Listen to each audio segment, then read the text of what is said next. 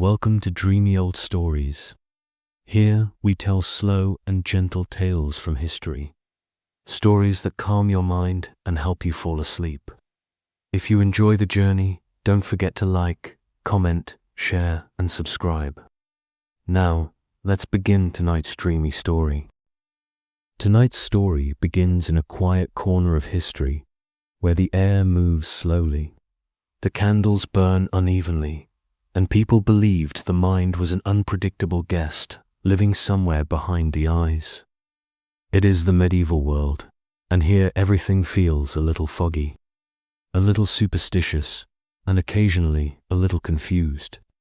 The modern viewer might call some of their habits strange, but the people of that time were quite certain that many ordinary behaviors were signs that something was wrong with a person's mind.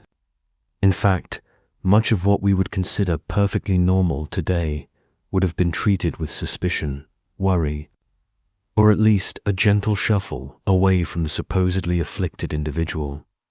So let's settle into this soft, dimly lit period of the past. There is no rush. Everything moves at a sleepy pace here. Even the horses walk as if they are half dreaming. The medieval world did not have medical psychology, but it certainly had opinions. And those opinions drifted around like smoke, shaping the way people understood behavior. If someone acted a bit differently, people did not whisper about anxiety or depression. Instead, they whispered about spirits, imbalances, or perhaps the influence of the stars. It was quite convenient, really. If a person behaved oddly, you could always blame Jupiter, or demons, or perhaps the wrong kind of cheese. The logic was flexible. Walking into a medieval village feels like stepping into a slow woolen blanket. Everything is muted. The houses lean slightly to one side. The streets are narrow and faintly damp. People move around with a kind of gentle resignation, as if they've all agreed that life will be a bit heavy but manageable. Yet, beneath this calm, there is an undercurrent of watchfulness. Every gesture, every tone of voice, every unusual preference might reveal a deeper issue, and the villagers notice. They always notice. For instance, speaking too softly was sometimes considered suspicious. A person who used a quiet voice might be seen as hiding something. Perhaps they were communing with spirits. Perhaps they had lost their grip on reality. In rare cases, someone might simply be shy, but that explanation was far less exciting, and medieval people enjoyed explanations that came with a touch of drama, even if they insisted they did not. On the other hand, speaking too loudly could also be a concern. A person who frequently raised their voice was thought to be losing control of their internal balance. Physicians of the time believed that the body contained four humors.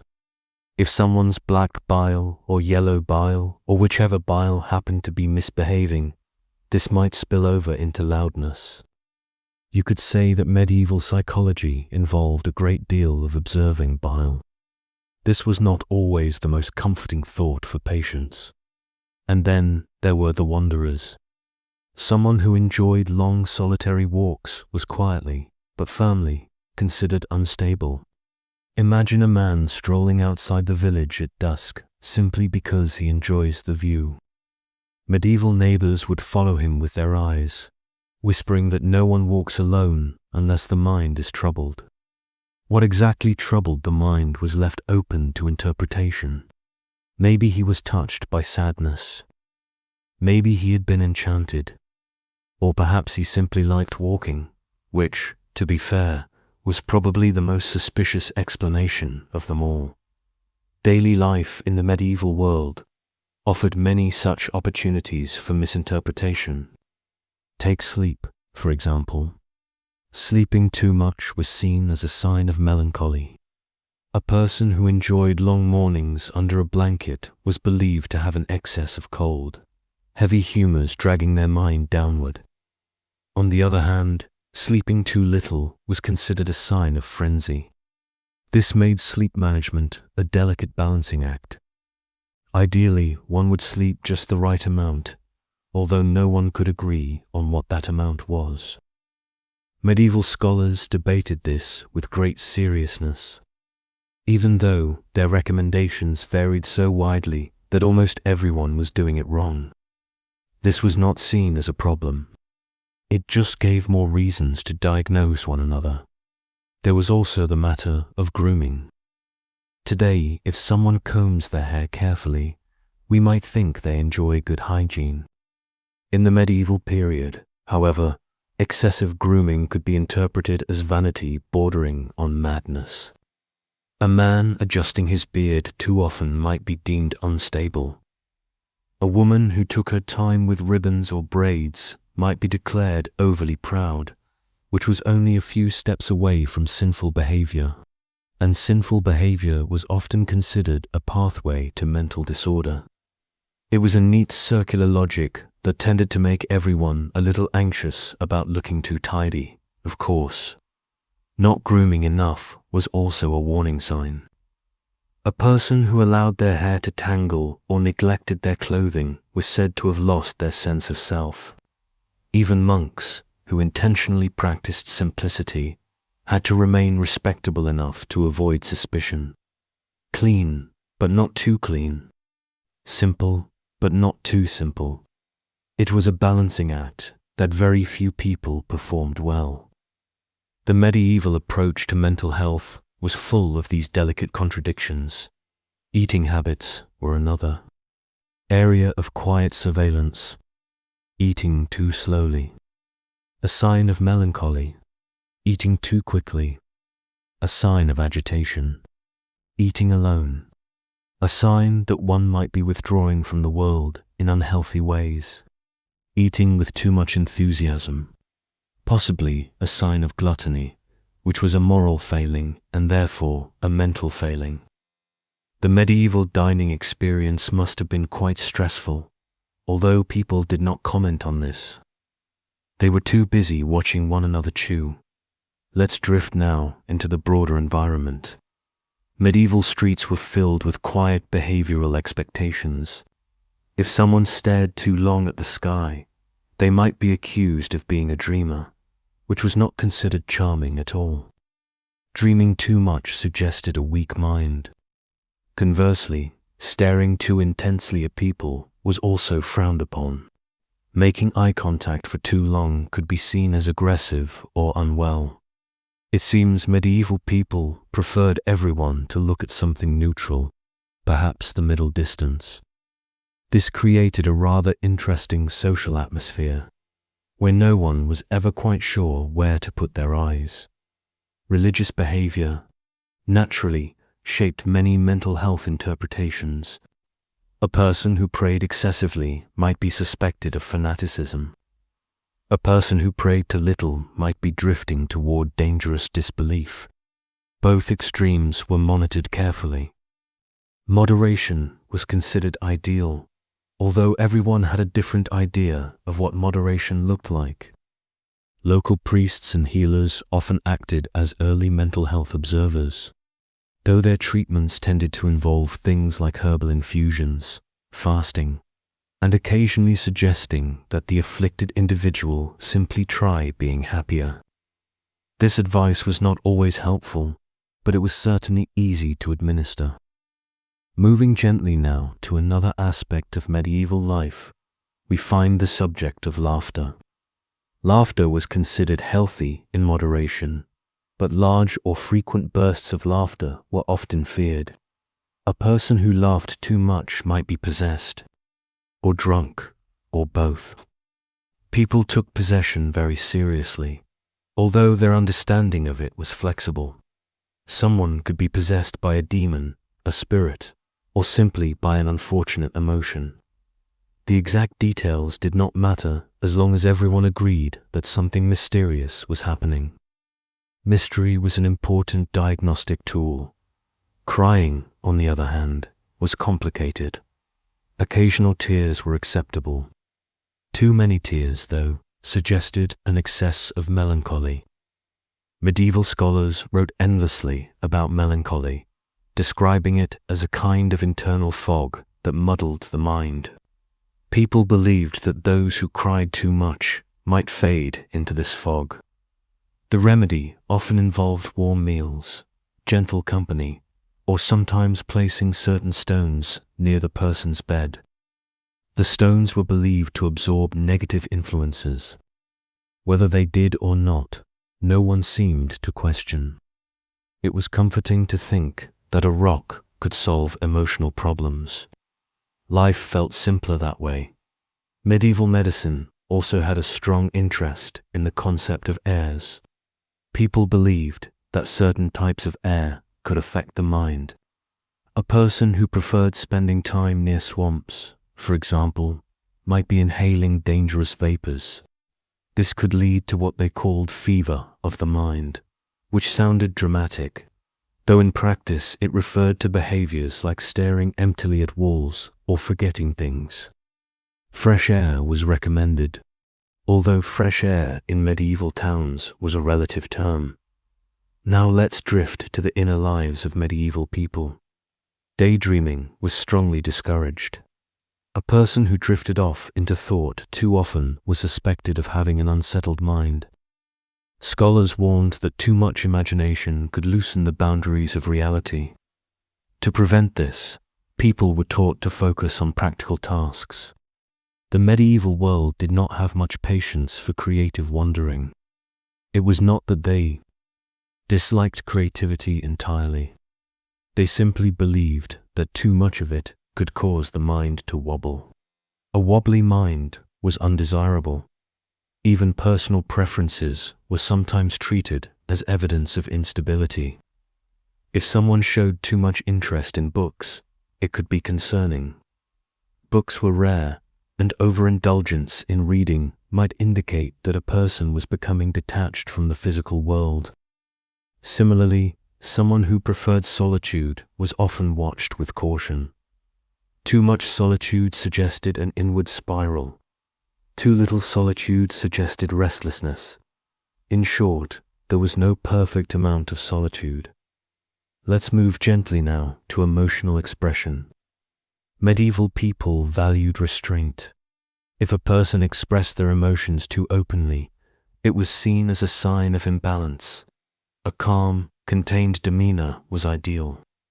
People who lacked this calmness were frequently advised to take certain herbs, such as valerian or lavender, which were believed to soothe the humors. Whether they actually soothed anything is uncertain, but at least they smelled pleasant. And then there was the issue of visions. Today we might interpret certain imaginative experiences as dreams or artistic thoughts. In medieval times, visions were taken quite seriously. A person who reported seeing unusual images might be celebrated as spiritually blessed, or they might be feared as mentally unstable. The interpretation depended largely on who witnessed the vision and what it contained. Seeing angels was acceptable. Seeing hobgoblins was less so. Our long, sleepy journey by returning to the idea that medieval understandings of mental health were deeply tied to their environment, their beliefs, and their fears. Many ordinary behaviors we take for granted today were seen as signs of something troubling. Even simple habits like walking alone at dusk or spending too much time thinking could mark a person as unstable. Yet, in their own way, medieval people were doing the best they could with the knowledge they had. Their explanations were not always precise, but they did create a world full of quiet observation and careful interpretation. Let's drift gently back into our slow medieval landscape, where the mornings begin with uneven sunlight, slipping through narrow wooden shutters and the distant sound of livestock shuffling about. Nothing moves quickly here. Even the thoughts of the people feel like they travel at the pace of a wagon on a muddy road. In this quiet world, almost any habit or preference might be read as a clue to a person's mental state. So we continue where we left off, taking another soft, unhurried step into their understanding of the mind. As we settle into the rhythm of this time, we find ourselves noticing how every action seems to carry a hidden meaning. Medieval villagers approached human behavior the way modern people approach horoscopes, casually, confidently, and with absolutely no scientific foundation. But they liked it that way. It made life predictable, in a slightly unpredictable sort of way. One common belief was that a person's walking speed revealed the stability of their mind. Someone who walked too fast was clearly agitated, perhaps even approaching the edge of frenzy. People believed the body could not move at a quick pace unless the internal humors were boiling in disharmony. A fast walker might be asked if they were upset, or angry, or possibly possessed. On the other hand, someone who walked too slowly might be suspected of melancholy. And by slowly, we mean anything slower than the average villager, who already walked at a pace comparable to a modern person browsing a bookstore after lunch. There was a sweet spot for walking speed, and very few people hit it consistently. We can wander now into another quiet medieval idea, the belief that certain smells affected mental health. People believed that pleasant smells kept the mind stable, while foul smells caused mental deterioration. This was unfortunate because most medieval villages did not smell particularly pleasant. Between livestock, unwashed clothing, and a general lack of plumbing, almost every scent was suspicious. A person who reacted strongly to bad smells might be accused of having a sensitive, unstable mind. A person who did not react at all might be suspected of being unhealthy in some deep, internal way. As always, there was no winning. Even seasonal preferences could be interpreted as signs of mental imbalance. For example, a person who enjoyed the cold too much might be described as having an excessive amount of phlegm. A person who preferred the heat was said to have an abundance of blood, which supposedly made them passionate, impulsive, or overly cheerful. Cheerfulness, in large amounts, was considered a little dangerous. It might lead the mind into joyful excess, which was not recommended. Ideally, one was supposed to be moderately content, moderately calm, and moderately wet. Too much of anything could be a problem. Now, let's drift toward the way medieval people viewed silence. Long periods of silence made others uneasy. A person who kept quiet for too long was thought to be carrying heavy internal burdens. Perhaps they were brooding. Perhaps they were conspiring. Or perhaps they were simply introverted. But medieval villagers did not have vocabulary for this. Silence was considered suspicious when it lasted more than what people thought was socially acceptable.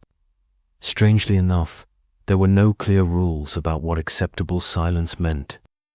It usually depended on who was present and how uncomfortable they felt. The opposite, talking too much, was also suspicious. Excessive talking suggested a mind unable to control its own flow. Scholars wrote that speech was tied to heat within the body, and too much heat made thoughts overflow. So someone who talked excessively might be advised to eat cooling foods like cucumbers or certain herbs. These recommendations were made with great seriousness, even though there was no evidence they worked. But eating a cucumber was relatively harmless, and at least it gave the person something else to do besides talking.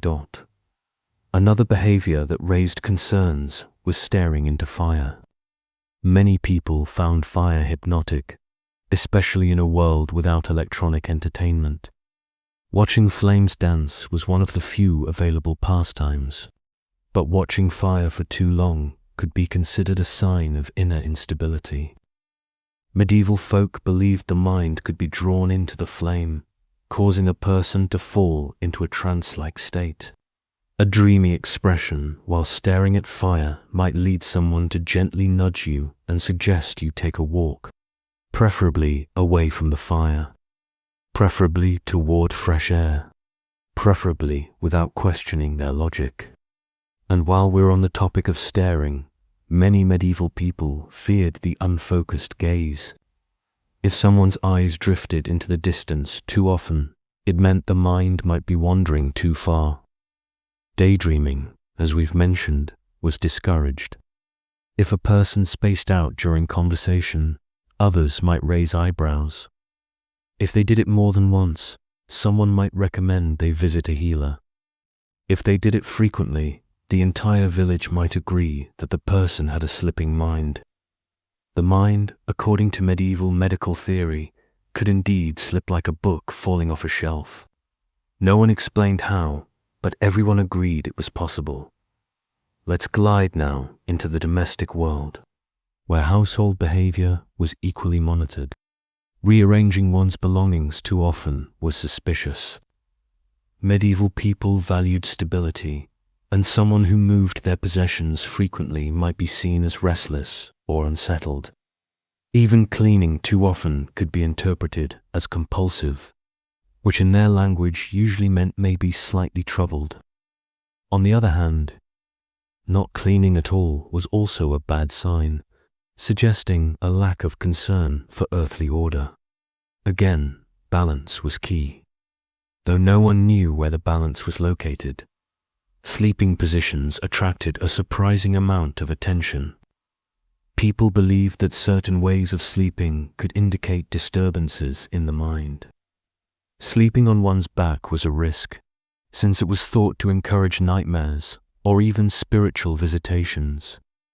A person who frequently awoke with bad dreams might be advised to change sleeping positions, or to place a certain plant under their pillow. Medieval people believed strongly in the psychological power of herbs. Lavender, sage, rosemary, and even garlic were considered capable of calming the mind or warding off emotional disturbances. Whether any of this actually helped is uncertain, but at least the pillows smelled interesting. We can move now to clothing. Wearing too many layers in summer was seen as odd. Wearing too few in winter was also odd. Color choices were observed with mild suspicion. Bright colors might indicate excessive cheerfulness, which was considered a potential sign of imbalance. Very dark colors suggested melancholy. If someone consistently wore one color, people might become curious about their motives. A person's wardrobe could quietly shape their reputation. Another subtle sign of mental instability, according to medieval belief, was a fondness for solitude during meals. Food was considered social. If someone ate alone too often, it was believed they might be distancing themselves from the world. This distancing could, in theory, lead to melancholy. Melancholy was always lurking in medieval diagnoses. It was the catch-all explanation for almost everything that didn't fit neatly into the other. Categories. Moving gently now to relationships. Medieval people believed that emotional attachment needed to be moderate. Too much affection could indicate a lack of self-control, while too little affection might indicate coldness of the mind. People were constantly navigating these emotional boundaries.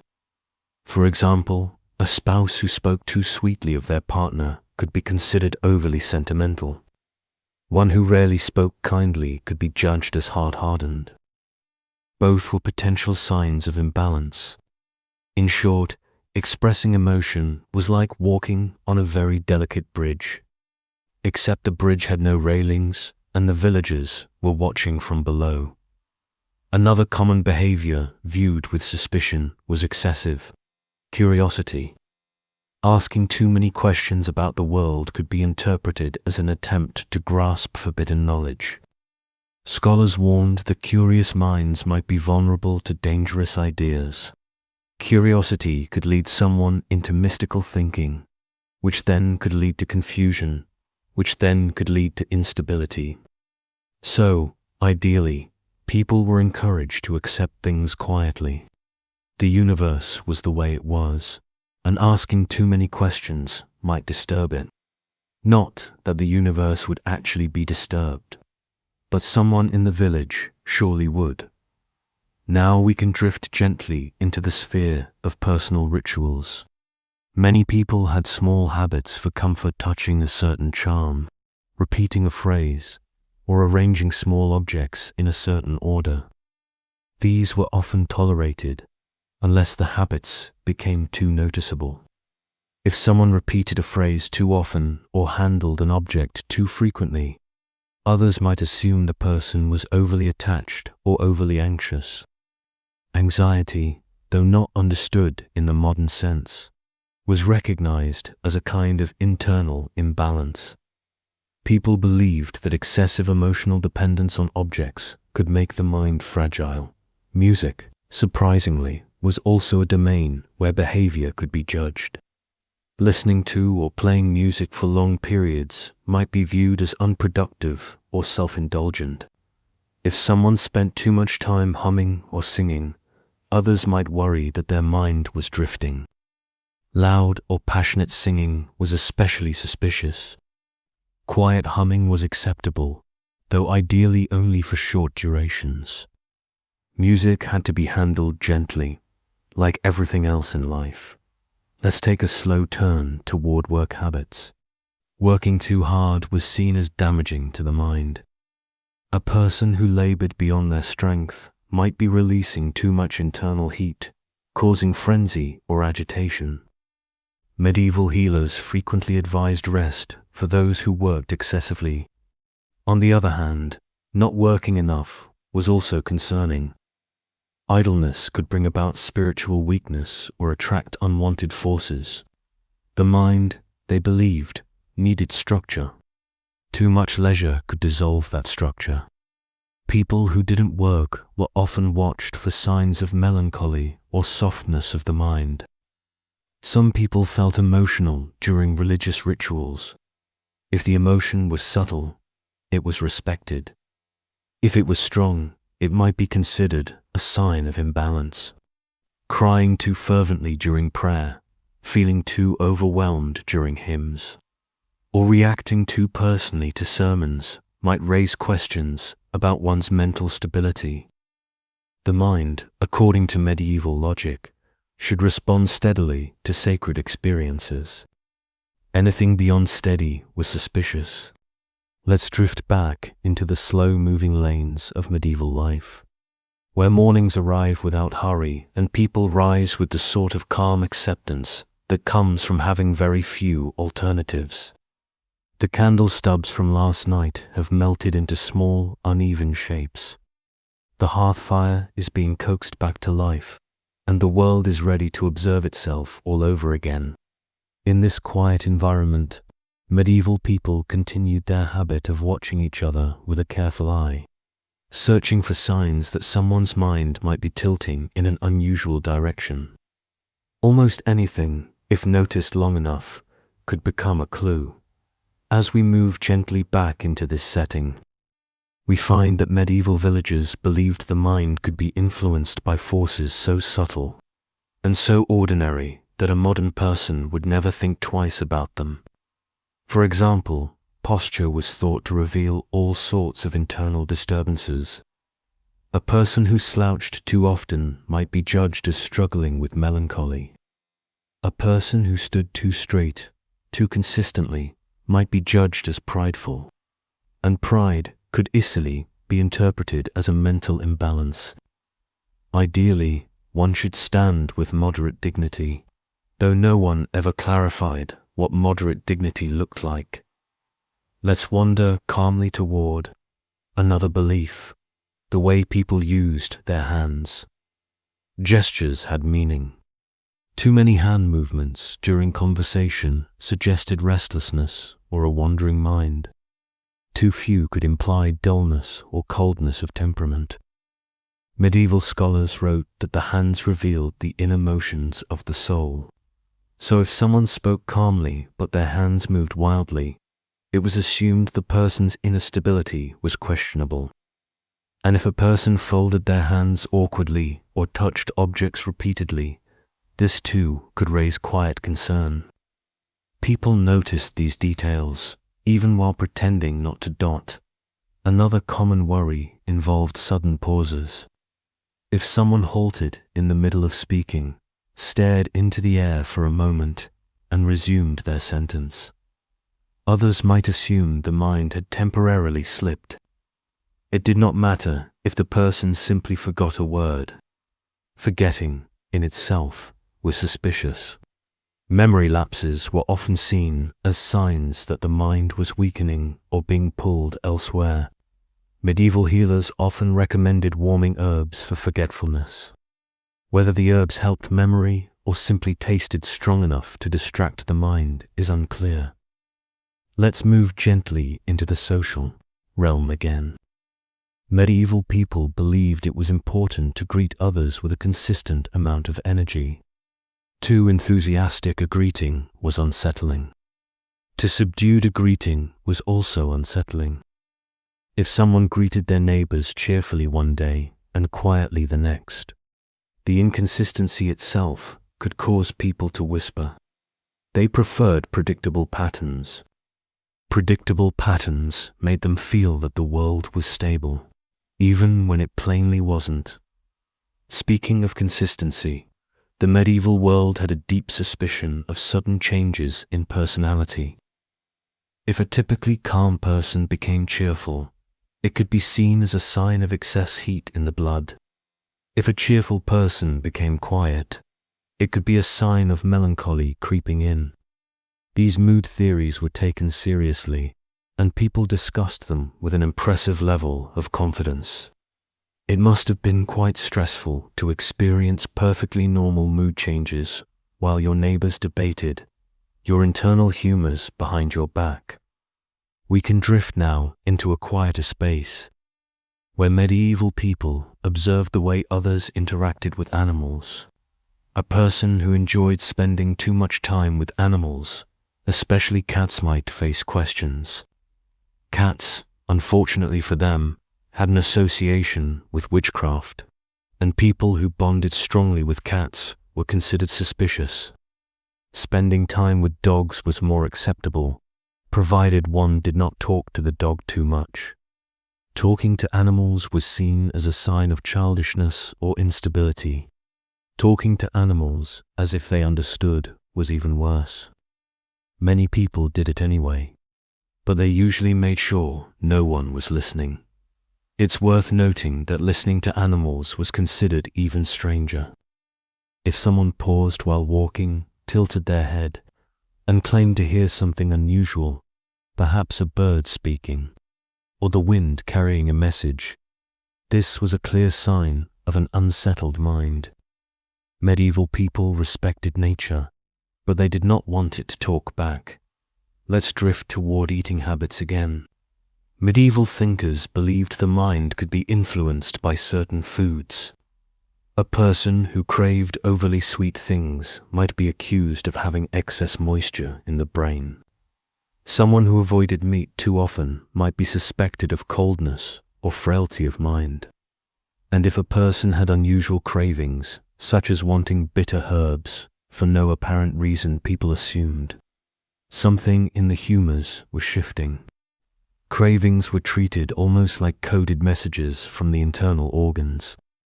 Decoding these messages was considered a respectable pastime. Now, let's step slowly into the world of sleep again. Medieval households often shared sleeping spaces. If someone talked in their sleep, it could be a concern. Sleep talking suggested an uncontrolled mind. Sleepwalking was even more alarming. A person who wandered at night might be thought of as touched by spirits or caught in a partial dream state. The idea that someone could move without awareness was unsettling. Some believed that part of the soul wandered during sleep, and sleepwalking was interpreted as evidence that the soul had not anchored properly. This was not considered healthy. Nightmares were also taken seriously. A person who had frequent nightmares might be said to be visited by a night spirit. The solution was often to hang certain herbs near the bed or place iron objects beneath the mattress. Iron was believed to discourage mischievous forces. The medieval world had a deep trust in iron's ability to chase away trouble, even if the trouble was entirely in the mind. Let's drift into another subtle area, reaction time. If someone reacted too quickly to a sound, it could be a sign of agitation. If they reacted too slowly, it might indicate dulled senses or internal coldness. Even simple behaviors like turning one's head or pausing before answering a question could be overanalyzed. People believed the healthy mind responded at a moderate pace, much like everything else in their world.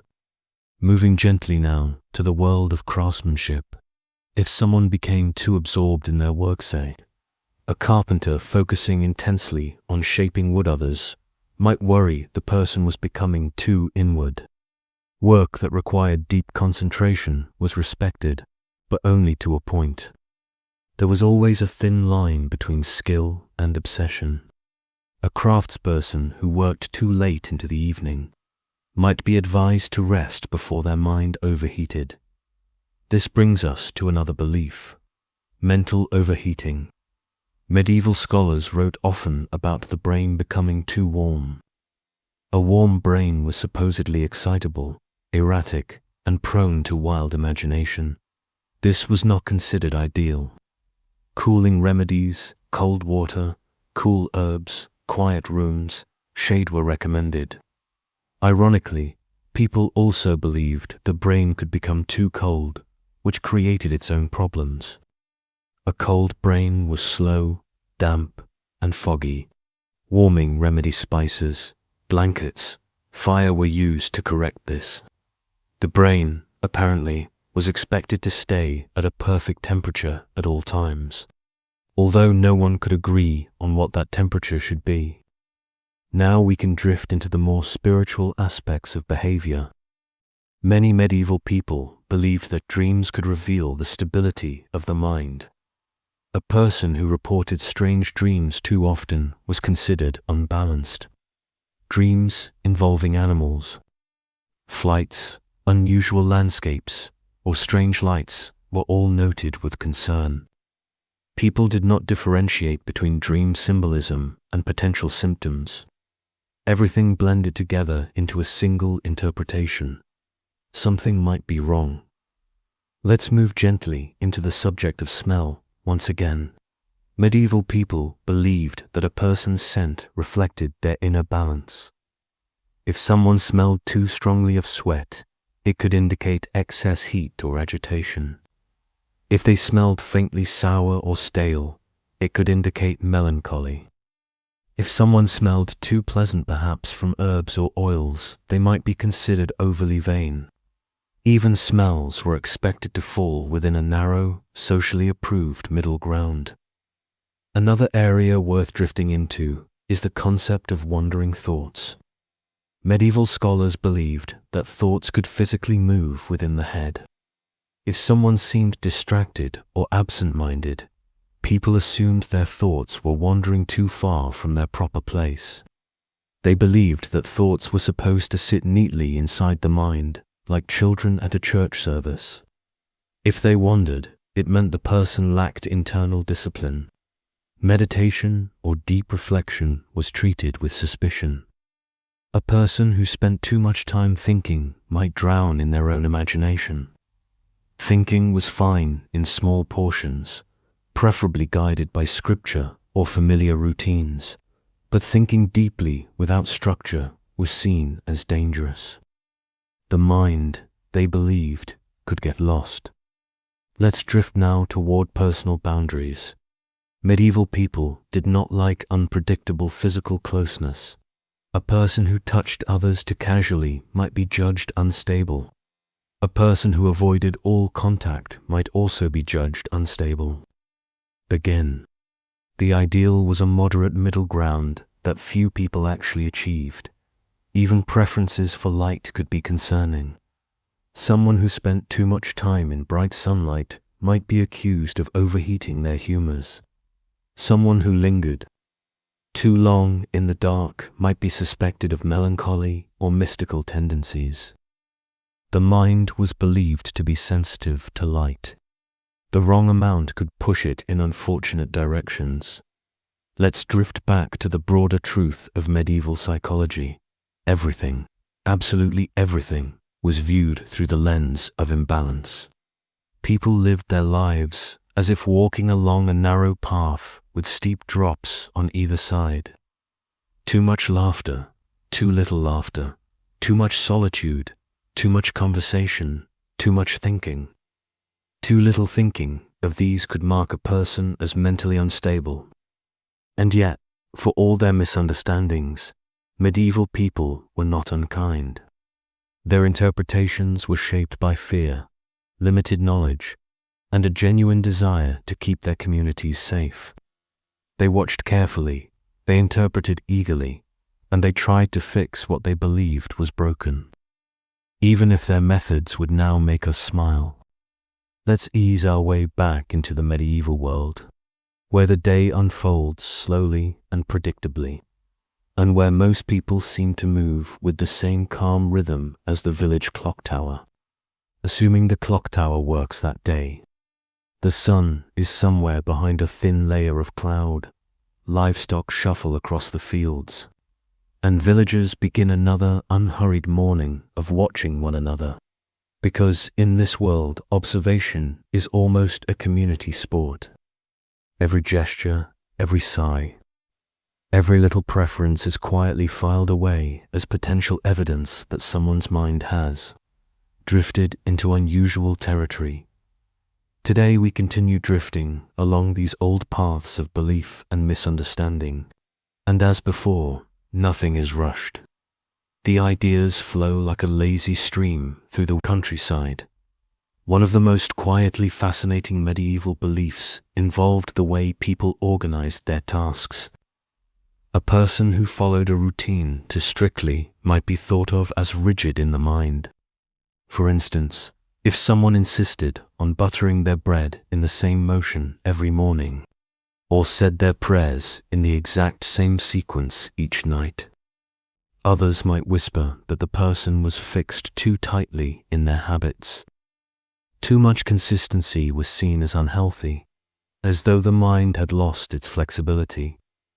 On the other hand, inconsistency, changing routines frequently suggested a lack of discipline or an overly whimsical temperament. The ideal was, once again, an elusive middle ground that nearly no one maintained for long. Let's drift gently toward medieval ideas about personal possessions. People believed that the way someone treated their belongings reflected their mental balance.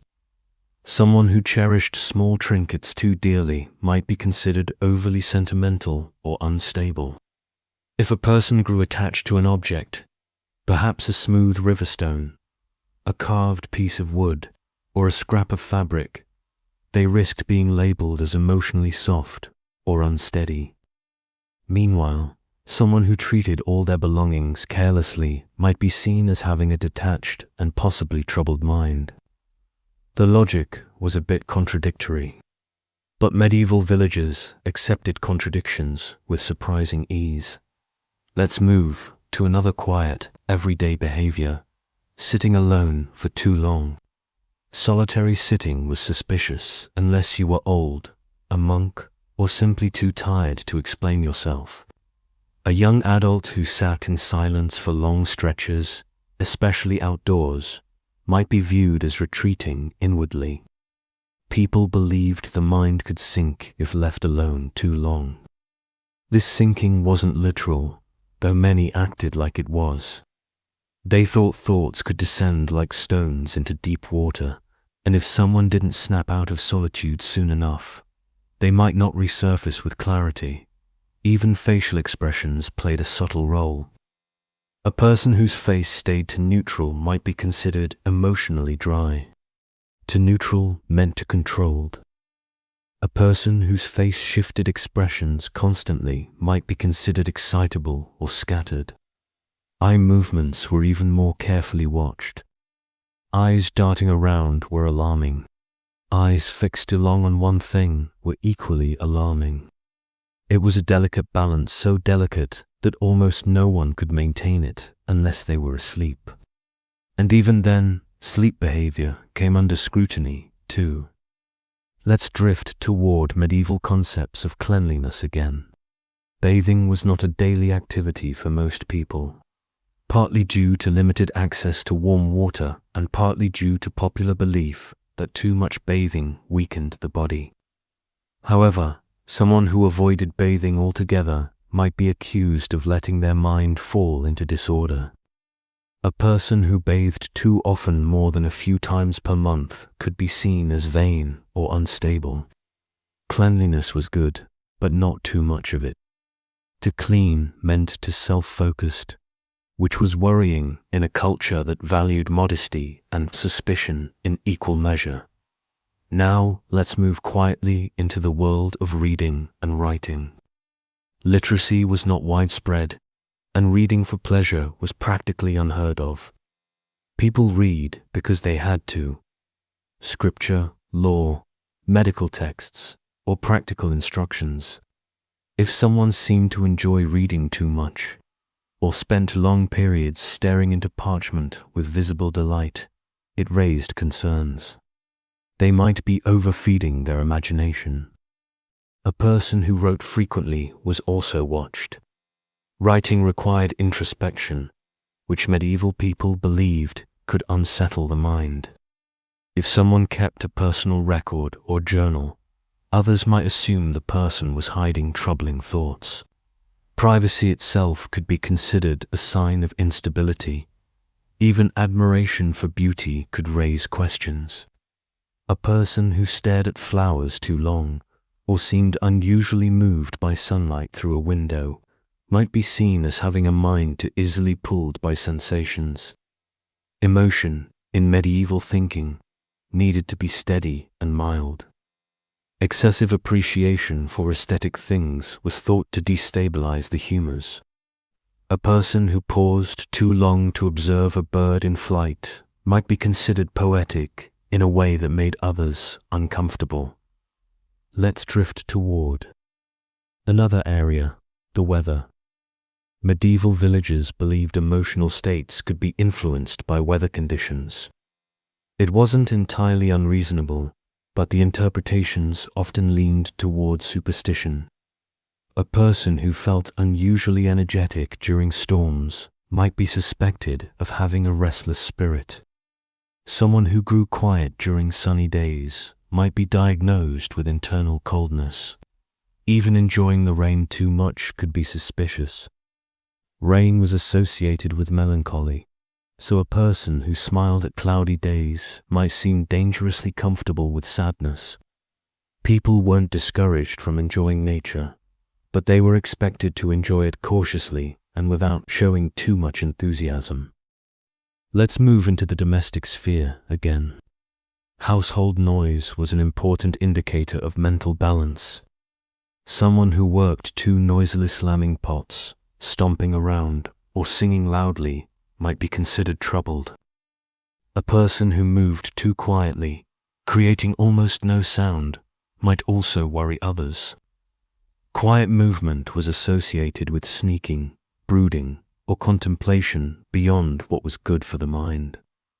Ideally, a person should produce a gentle amount of noise enough to remind others they were there, but not enough to be a disturbance.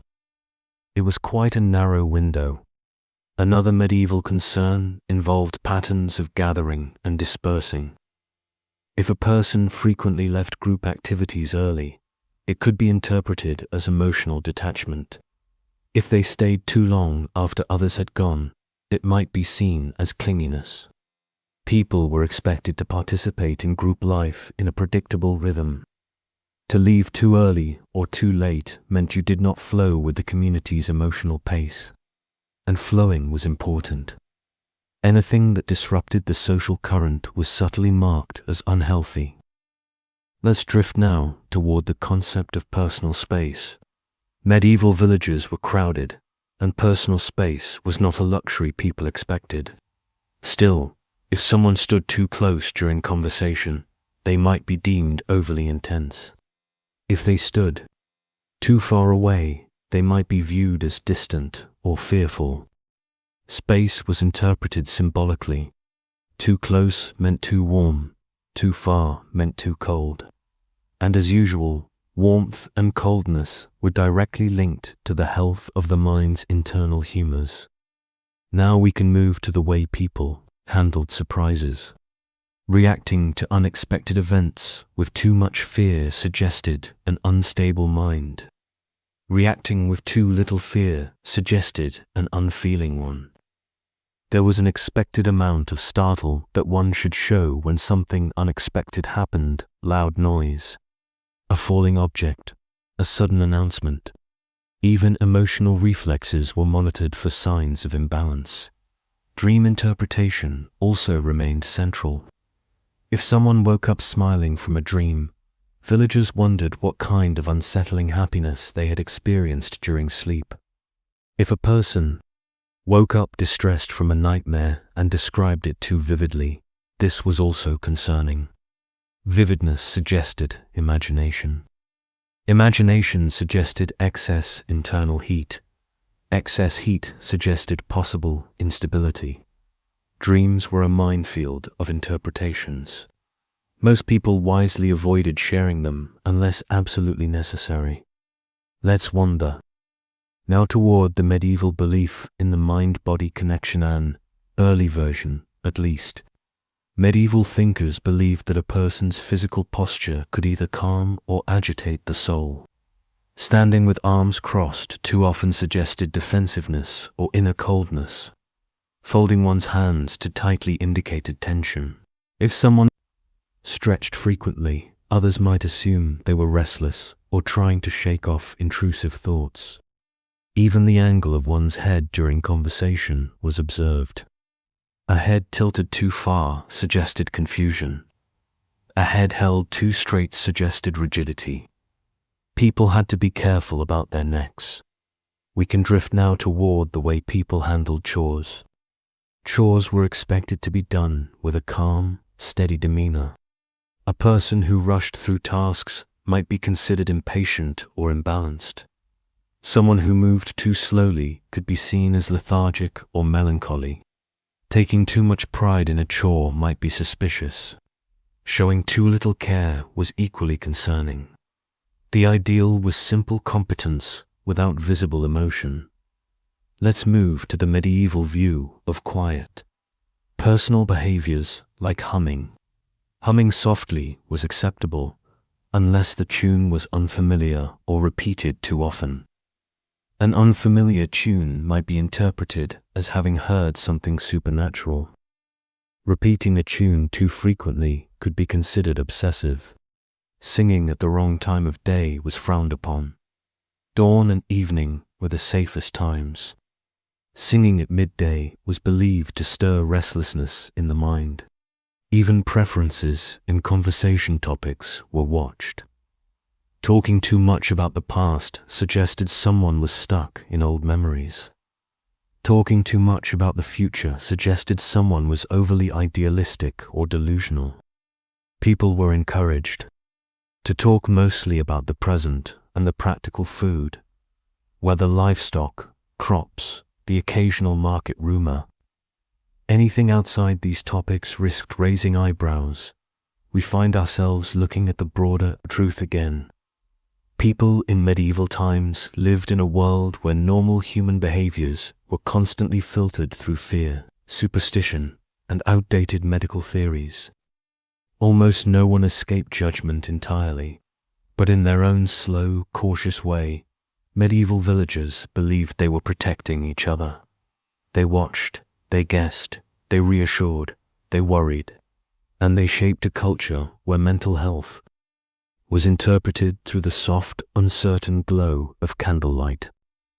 Let's settle back into the medieval landscape once again.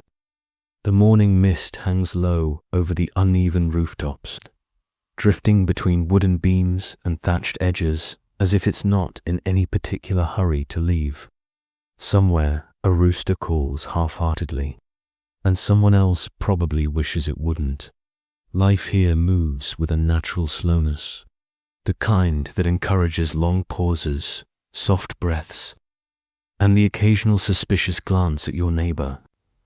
After all, in this world, almost anything could be interpreted as a sign that someone's mind was wandering off in an unhelpful direction.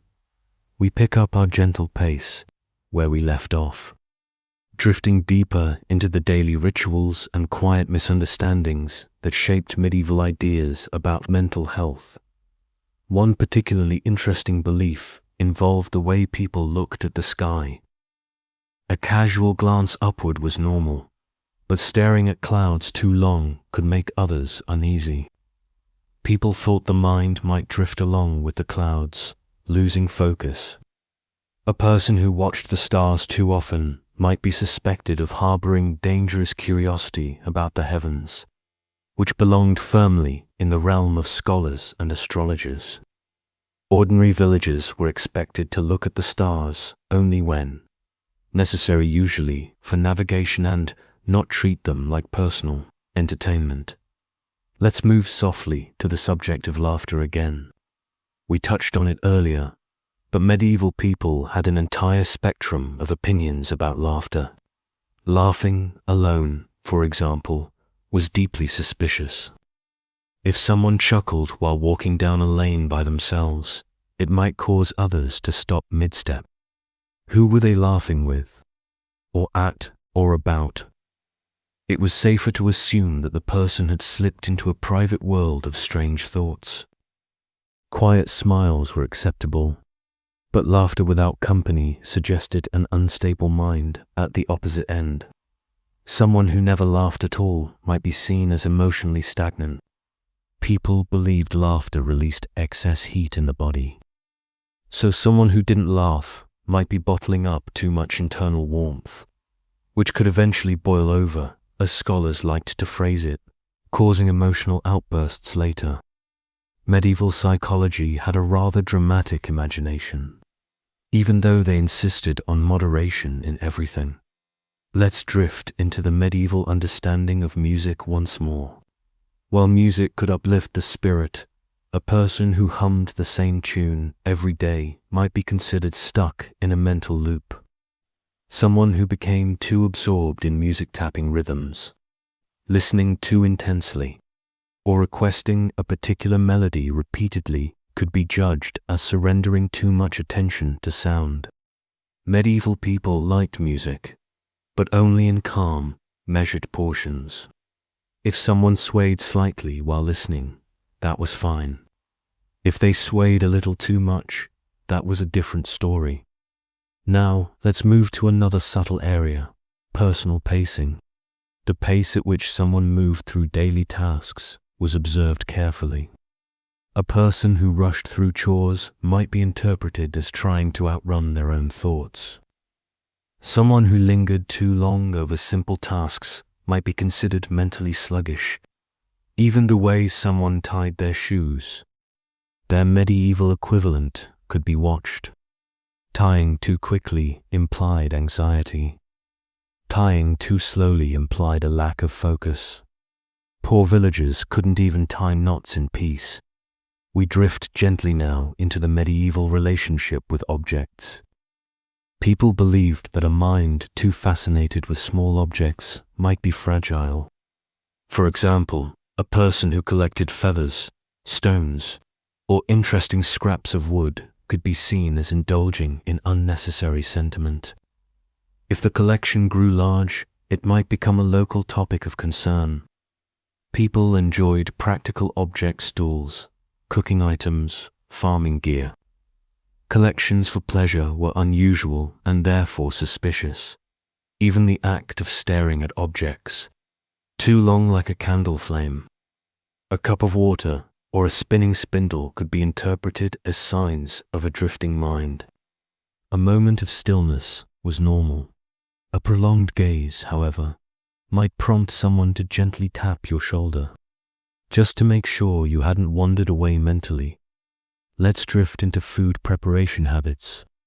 People watched the cooking styles of others with interest. Someone who chopped vegetables too precisely might be described as having an overly meticulous temperament. Someone who chopped too carelessly might be described as unfocused. A person who preferred unusual combinations of food could be criticized for strange appetites, which sounded far more dramatic than it actually was. The medieval diet was repetitive, so any deviation felt like an emotional statement. There was also quiet concern about people who ate the same food every single day by choice, not by necessity. Medieval villagers believed that the body and mind needed variety. Preferring the same dish repeatedly suggested fixated thinking. On the other hand, craving too much variety suggested lack of subtlety. Once again, balance was expected, but rarely achieved. Let's move gently toward the medieval idea of sudden stillness. If someone stopped moving suddenly, perhaps freezing mid-step or pausing without explanation, others might see this as a sign of spiritual or mental disruption. They believed that the mind could momentarily disconnect, causing the body to halt. Even a simple interruption, like forgetting what you were about to do, could be interpreted as a moment of emptiness. Medieval thinkers were poetic in their diagnoses, though not always accurate. Another subtle behavior involved caring too much for plants. Someone who tended their garden with excessive focus might be thought overly attached to earthly things. Someone who talked to plants as people did that then, to risk being labeled as odd or unstable. Of course, people still did it in secret, gently whispering encouragement to their herbs when no one was watching. But doing it publicly was not recommended. Now we drift toward how medieval people observed weather-related reactions. A person who enjoyed thunderstorms might be viewed with suspicion. Thunder was believed to stir spiritual forces, and enjoying it too much could suggest a strange alignment with the storm. A person who seemed fearful of harmless weather like light, rain might be suspected of internal fragility. Emotional reactions to weather mattered more than the weather itself. Let's wander now into the rhythm of conversation. Medieval people valued steady, predictable speech. Someone who changed topics too quickly might be accused of lacking mental discipline. Someone who stayed on one topic for too long might be seen as obsessive. If someone asked too many questions, it suggested restless curiosity. Too few questions suggested apathy. The correct conversational pattern was, again, somewhere in the comfortable middle. Although that middle was so vaguely defined that almost no one ever achieved it. Even sighing carried meaning. A person who sighed too often might be considered melancholic. Someone who never sighed might be considered emotionally repressed. And if someone sighed at the wrong moment, for example, at a cheerful gathering, they risked being quietly labeled as gloomy. Let's drift toward medieval beliefs about movement and rhythm. People feared repetitive movement. If someone rocked back and forth, tapped their foot, or paced in circles, it suggested nervousness or confusion. Even absent-mindedly tracing patterns in dirt with a stick could be considered a sign of wandering thoughts. Rhythmic behaviors were associated with internal imbalance. People were expected to sit, stand, and walk without too much repetition in their motions. Medieval scholars also wrote about excessive noticing. A person who paid too much attention to small details like counting stones in a path or observing insects closely could be perceived as having an overactive mind. They believed such attention could pull a person away from proper behavior. Practical noticing was respected. Detailed noticing was suspicious. Now let's move gently into another area: emotional timing. In the medieval world, emotions were expected to appear at socially appropriate moments. If someone laughed during a solemn event or cried during a joyful one, it raised questions. Even mild emotional misalignment could be interpreted as signs of trouble. The idea that emotion could simply be spontaneous wasn't widely accepted. Let's drift into sleeping rituals once more, because medieval people loved to diagnose sleep. Someone who adjusted their blankets too often during the night might be described as restless of mind. Someone who slept perfectly still might be described as rigid or spiritually frozen. If a person talked in their sleep, especially in complete sentences, villagers might wonder if spirits were communicating through them. Sleep was considered a vulnerable state, so any unusual behavior during sleep was given extra attention. Now we move to the medieval understanding of sound sensitivity. A person who reacted strongly to loud noises might be described as delicate of mind. Someone who didn't react at all might be considered emotionally dulled. Even enjoying soft sounds too much like the creaking of wood or the rustle of wheat could be questioned. It suggested poetic tendencies, which were charming only in moderation. Let's drift toward the concept of private habits. If someone withdrew to do small tasks alone, braiding rope, arranging tools, sorting grain, others might wonder what thoughts were occupying them. Privacy was often interpreted as secrecy, and secrecy was rarely considered healthy for the mind. People were expected to do things within sight of others, or at least within earshot. Too much quiet independence made others uneasy. Another subtle sign involved how people reacted to illness. Someone who remained emotionally calm while sick might be considered disturbingly detached. Someone who panicked too easily might be judged as mentally weak. Moderate concern was ideal. Illness, like everything else, needed to be handled with balanced emotion. Now, let's drift into the way medieval people interpreted politeness.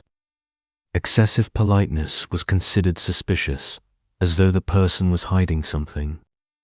Too little politeness was considered rude, which in turn suggested poor self-control.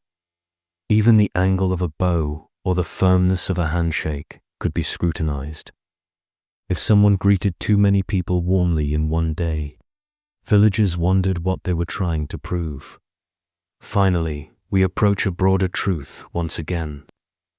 Medieval people lived inside a world where every action had meaning, even if the meaning was invented on the spot. Their understanding of mental well-being was shaped by the humors, by superstition, and by a deep, unspoken fear of anything unfamiliar. And so they watched each other, day after day, interpreting normal human behavior through a lens of suspicion and concern.